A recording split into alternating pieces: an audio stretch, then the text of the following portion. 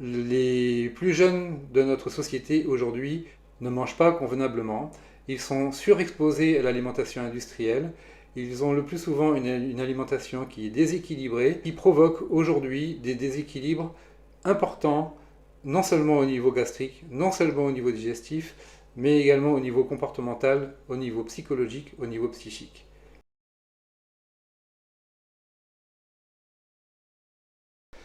Mangeons 5 fruits et légumes par jour. Qui n'a pas entendu ça? Effectivement, c'est un très très bon conseil. Le même conseil qui est de manger et de bouger, comme le dit le point .fr, c'est également très très bien.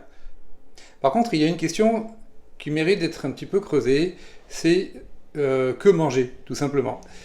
On a de plus en plus recours à des compléments alimentaires parce qu'on s'aperçoit que l'on est en carence ou en manque de tel ou tel nutriment, de tel ou tel oligo-élément, de telle ou telle chose. C'est parfois très très utile, surtout lorsqu'on a été malade, en convalescence, on est affaibli et donc une cure de magnésium, une cure de zinc, une cure d'antioxydants, c'est souvent très utile.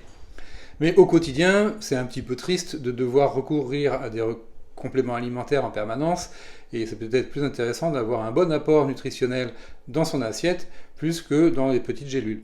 Alors justement, une assiette, qu'est-ce qu'on devrait mettre dedans? Qu'est-ce qui est bien? On dit qu'il faut manger des protéines, il faut manger des légumes, des vitamines, il faut manger un petit peu de lipides, où on bannit les lipides. Enfin, on ne sait pas toujours très bien. Une assiette, l'assiette de la journée, elle doit se répartir de cette manière. 50% ce sont des végétaux. Et quand je dis des végétaux, il ne s'agit pas de prendre n'importe quel végétal, ce sont des légumes verts, des légumes de couleur, notamment. 25% sont des légumineuses, ou bien des féculents, ou bien des céréales. Attention, les légumineuses, on les classe habituellement comme légumes. Donc ce sont des végétaux, mais ce ne sont pas des légumes. Ce sont les lentilles, ce sont les pois chiches, ce sont les fèves, les haricots, ce sont même les petits pois par exemple. Voilà, donc tout ça ce sont des légumineuses et on en a vraiment besoin, et notamment notre microbiote intestinal en effrayant, parce que c'est grâce à ça qu'il va se nourrir en grande partie.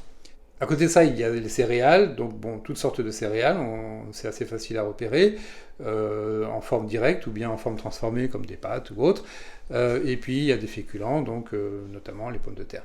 Donc tout ça, ce sont une grande famille, mais attention, c'est 25%, ce qui est beaucoup, mais pas plus.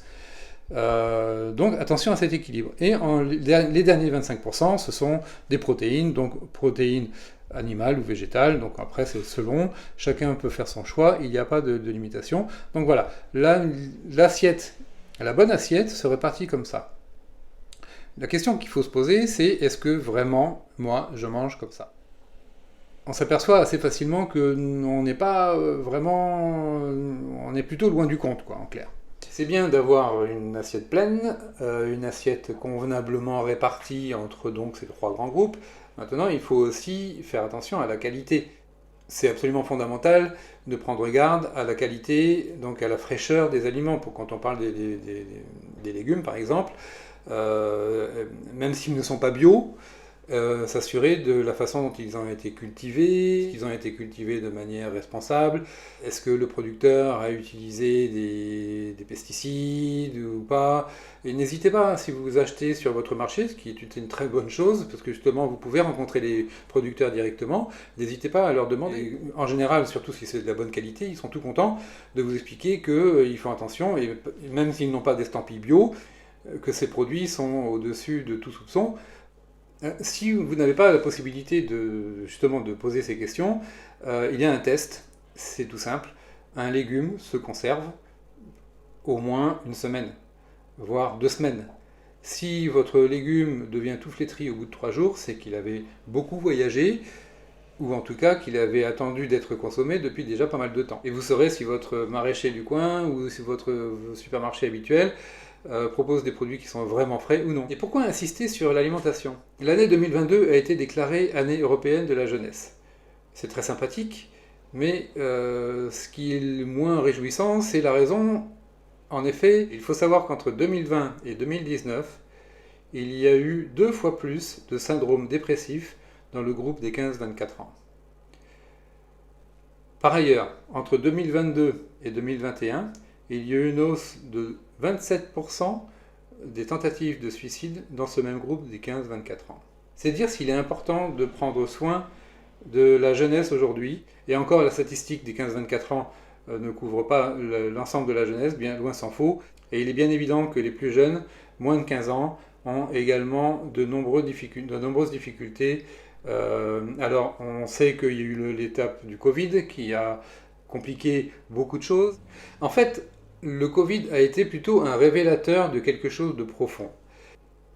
On sait qu'il y a beaucoup et de plus en plus d'enfants hyperactifs. On sait qu'il y a de plus en plus d'enfants dépressifs. On sait qu'il y a de plus en plus d'enfants qui ont des troubles de la digestion.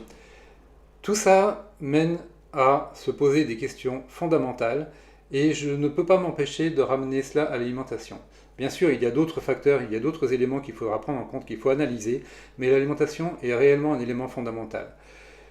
Les plus jeunes de notre société aujourd'hui ne mangent pas convenablement, ils sont surexposés à l'alimentation industrielle, ils ont le plus souvent une alimentation qui est déséquilibrée, qui provoque aujourd'hui des déséquilibres importants, non seulement au niveau gastrique, non seulement au niveau digestif, mais également au niveau comportemental, au niveau psychologique, au niveau psychique. Prenons soin de nous en prenant soin de notre assiette et surtout, faisons-nous plaisir. À bientôt.